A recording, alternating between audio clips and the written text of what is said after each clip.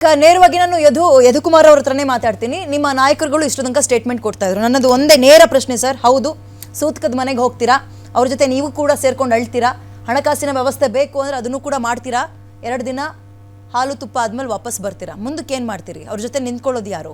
ಒಂದ್ ಹೇಳಿ, ಇಲ್ಲಿ ತನಕ ಆಗಿರೋ ಇಂತಹ ಪ್ರತೀಕಾರದ ಕಗ್ಗೊಲೆಗಳಲ್ಲಿ ಯಾವ ಲೀಡರ್ನ ಮಗ ಸತ್ತಿದ್ದಾನೆ ಅಥವಾ ಯಾವ ಲೀಡರ್ನ ಮಗ ಕೊಲೆ ಮಾಡಿದ್ದಾನೆ? ಯಾರೂ ಇಲ್ಲ. ಮಾಡಿರೋ ಸತ್ತಿರೋರು ಅಥವಾ ಸಾಯಿಸಿರೋರು ಎಲ್ಲರೂ ಕೂಡ ಸೋಕಾಲ್ಡ್ ಕಾರ್ಯಕರ್ತರು ಅಂದ್ಕೊಂಡು ಹಗಲು ರಾತ್ರಿ ಚಪ್ಪಲಿ ಸವಸ್ಕೊಂಡು ಪಕ್ಷಕ್ಕೆ ಅಥವಾ ಧರ್ಮಕ್ಕೋಸ್ಕರ ದುಡಿತಾ ಇದ್ದಾರಲ್ಲ ಅವ್ರುಗಳು ಮಾತ್ರ. ಯಾವ ನಾಯಕ ಸತ್ತಿದ್ದಾನೆ, ಯಾವ ನಾಯಕರ ಮಗ ಕೊಲೆ ಮಾಡಿದ್ದಾನೆ ಇಲ್ಲಿ ತನಕ? ಒಬ್ರದ್ದು ಹೆಸರು ಹೇಳಿ ನೋಡೋಣ. ಅದನ್ನೇ ವಾಪಸ್ ತರ ಬೇರೆ ತರ ಹೇಳ್ಬೋದು. ಧರ್ಮದ ಇದ್ರಲ್ಲಿ ಇದ್ ಮಾಡ್ತಾರಲ್ಲ, ಅವರಲ್ಲಿ ಯಾರಾದ್ರೂ ಅವ್ರ ಮಕ್ಕಳುಗಳು ಸತ್ರ ಇದ್ ಮಾಡ್ತಾರ.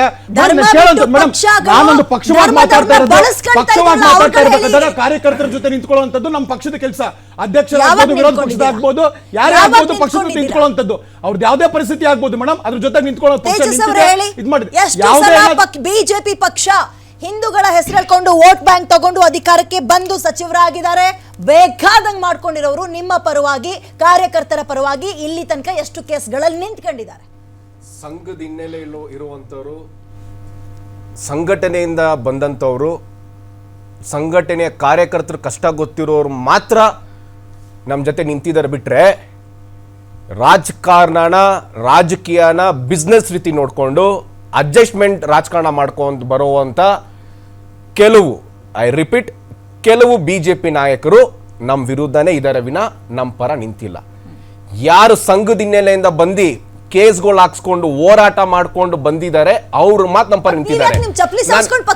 ನೋಡಿ, ಅಲ್ಲ ನಾನು ಒಂದ್ ಹೇಳ್ತೀನಿ ಕೇಳಿ. ಕೇವಲ ಒಂದು 4-5 MLAಗಳು, ಒಂದು ಕೆಲವಷ್ಟು ಬೆರಳೆಣಿಕೆ ಸಂಸದರು ಕೇವಲ ಅವ್ರಿಗೆ ಬಿಸ್ನೆಸ್, ಅವರ ಓಲೈಕೆ ರಾಜಕಾರಣ ಮುಖ್ಯ ಆಗಿರ್ಬೋದು. ಆದ್ರೆ ನಮಗೆ ಈ ದೇಶ ಮತ್ತೆ ಈ ಧರ್ಮ ಮುಖ್ಯ ಆಗಿರುತ್ತೆ. ಯಾವನೋ ಒಬ್ಬ ರಾಜಕಾರಣಿಗೋಸ್ಕರ ನಾವು ಚಪ್ಪಲಿ ಸಹಿಸಲ್ಲ. ನಾವು ಒಂದ್ ನಿಮಿಷ, ನಾವು ಧರ್ಮಕ್ಕೋಸ್ಕರ ನಮ್ಮ ಕರ್ತವ್ಯ ಏನಿದೆ ನಾವು ಮಾಡ್ತೀರಿ. ಯಾರೋ ಒಬ್ಬ ಬಿಜೆಪಿ ರಾಜಕಾರಣಿ ಬರ್ತಾನೆ ನಮ್ಮ ಮನೆಗೆ ಸಹಾಯ ಮಾಡ್ತಾನೆ ಅಂತ ನಾವು ಹೋರಾಟಕ್ಕೆ ಬರಲ್ಲ. ಯಾರೋ ಒಬ್ಬ ಬಿಜೆಪಿ ನಾಯಕನ್ ಕೇಳ್ಕೊಂಡು ನಾವು ಕೇಸ್ ಹಾಕ್ಸ್ಕೊಳ್ಳಲ್ಲ.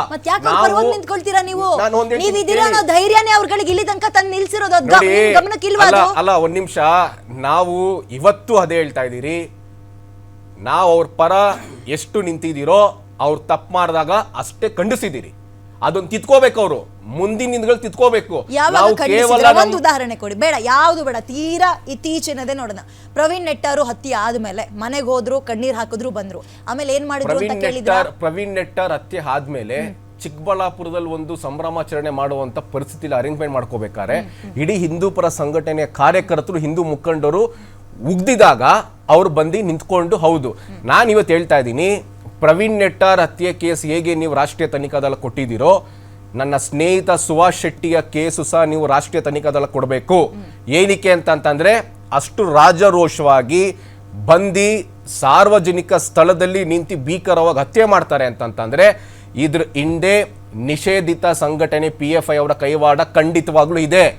PFI ಆಕ್ಟಿವ್ ಇದೆ. PFI ಮಾತ್ರ ಬ್ಯಾನ್ ಆಗಿರ್ಬೋದು, ಆದ್ರೆ ಆ ಕಾರ್ಯಕರ್ತರು ಆಕ್ಟಿವ್ ಇದ್ದಾರೆ. ಆ ಕಾರ್ಯಕರ್ತರು ಲಿಸ್ಟ್ ಅಲ್ಲಿ ಯಾರು ಇದ್ದಾರೆ? ಏನಕ್ಕೆ ಅಂತಂದ್ರೆ, ಒಂದು ಕಾರ್ಯಕರ್ತ ಆಯ್ತಾ, ಸುಹಾಸ್ ಶೆಟ್ಟಿ ಸಾಮಾನ್ಯ ವ್ಯಕ್ತಿ ಅಲ್ಲ. ಸುಹಾಸ್ ಶೆಟ್ಟಿ ಸ್ಥಳೀಯವಾಗಿ ಪ್ರಬಲವಾಗಿ ಬೆಳೆದಿದ್ರು. ಸುಹಾಸ್ ಶೆಟ್ಟಿ ಹಿಂದೂಗಳಿಗೆ ಏನೇ ತೊಂದರೆ ಅದು ನಿಂತ್ಕೊಳ್ತಿರೋ ವ್ಯಕ್ತಿ. 24 ಗಂಟೆ ಸಹ ಹಿಂದೂನೇ ತನ್ನ ಇಡೀ ಜೀವನಾಡಿ ಅಂತ ಬಂದಂತ ವ್ಯಕ್ತಿ. ನೋಡಿ, ಹಿಂದೂ ಕಾರ್ಯಕರ್ತರು ಜೀವ ಕೊಡಕ್ಕೆ ಸದಾ ಸಿದ್ಧರಿದ್ದೀರಿ. ರಾಜಕಾರಣಿಗಳಿಗೋಸ್ಕರ ಅಲ್ಲ, ಬಿಜೆಪಿ ನಾಯಕರಿಗೋಸ್ಕರ ಅಲ್ಲ, ನಮ್ಮ ಧರ್ಮಕ್ಕೋಸ್ಕರ. ನಮ್ಮ ಧರ್ಮದ ಇತಿಹಾಸ ನೋಡ್ಕೊಂಡ್ ಬನ್ನಿ, ಎಷ್ಟೋ ಜನ ಸಾವನ್ನಪ್ಪಿದ್ದಾರೆ. ಆ ನೋವು ನಮ್ಗಿದೆ. ಹಾಗಂತ ನಾವು ಕೈ ಕಟ್ಟಿ ಕೂರುವಂತ ಸಮಾಜ.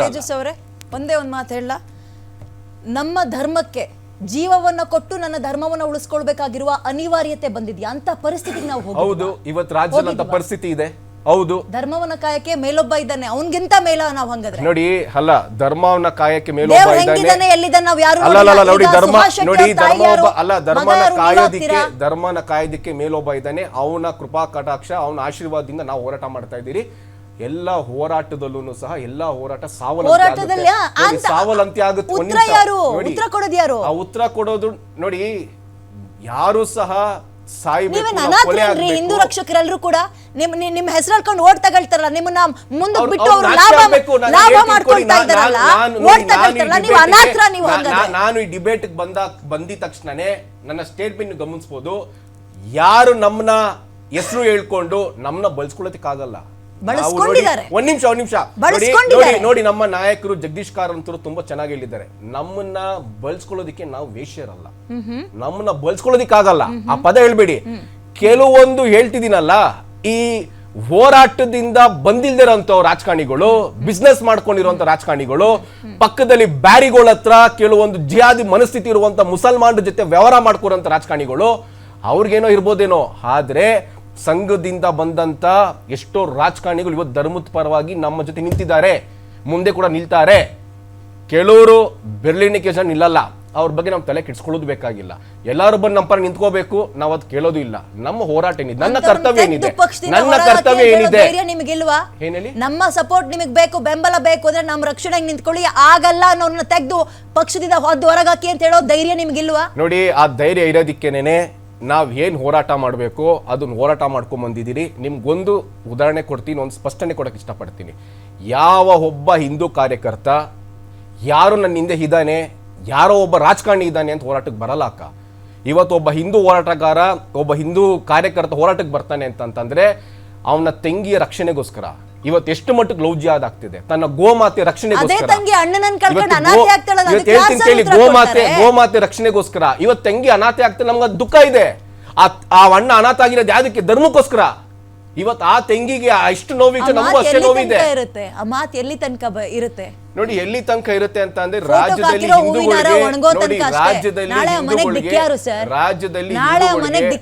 ಅಕ್ಕ ನಾನು ಹೇಳ್ತೀನಿ,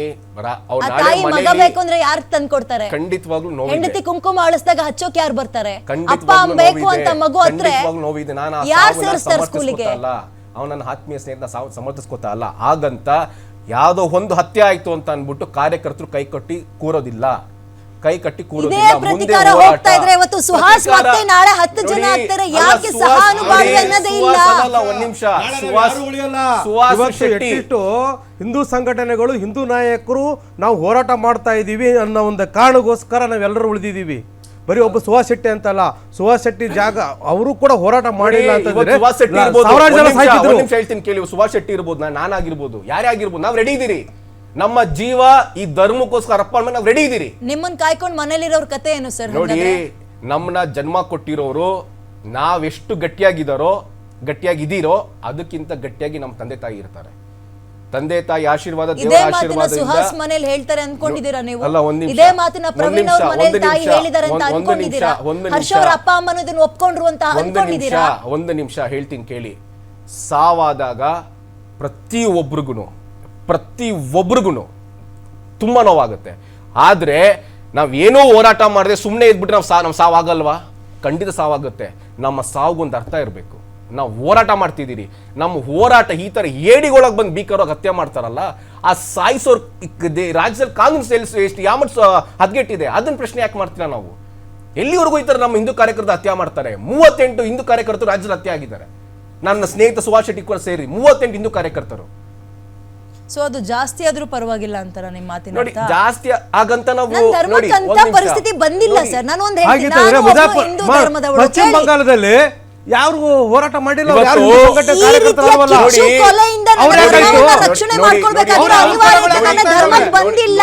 ಪಶ್ಚಿಮ ಬಂಗಾಳದಲ್ಲಿ ಆಗ್ಬಂತ ಪರಿಸ್ಥಿತಿ. ಪಶ್ಚಿಮ ಬಂಗಾಳ, ಕೇರಳ ಆಯ್ತಲ್ಲ, ಕೇರಳದಲ್ಲಿ ನೀವು ಒಂದು ಜಾಗ ತಗೋಬೇಕು ಅಂತಂದ್ರೆ ಒಂದು ಪ್ರಾಂತ್ಯದಲ್ಲಿ ನಮ್ಮ ಸಂವಿಧಾನ ಅಡಿಯಲ್ಲಿ ನೀವು ಹೋಗಿ ಕೊಂಡ್ಕೊಳ್ಳೋದಿಕ್ಕಾಗಲ್ಲ. ಅಲ್ಲಿ ಲೋಕಲಿನ ಒಬ್ಬ ಮುಲ್ಲಾ ಮೌಲ್ವಿ ಒಪ್ಪಿದ್ರೆ ಮಾತು ತಗೊಳಕ್ಕಾಗದು. ಬನ್ನಿ ನಾವು ತೋರಿಸ್ತೀರಿ. ಪಶ್ಚಿಮ ಬಂಗಾಳದಲ್ಲಿ ಏನಾಗ್ತಿದೆ, ಏನಕ್ಕೆ ಹಿಂದೂಗಳು ಟಾರ್ಗೆಟ್ ಮಾಡಿ ಹೊಡಿತಿದ್ದಾರೆ.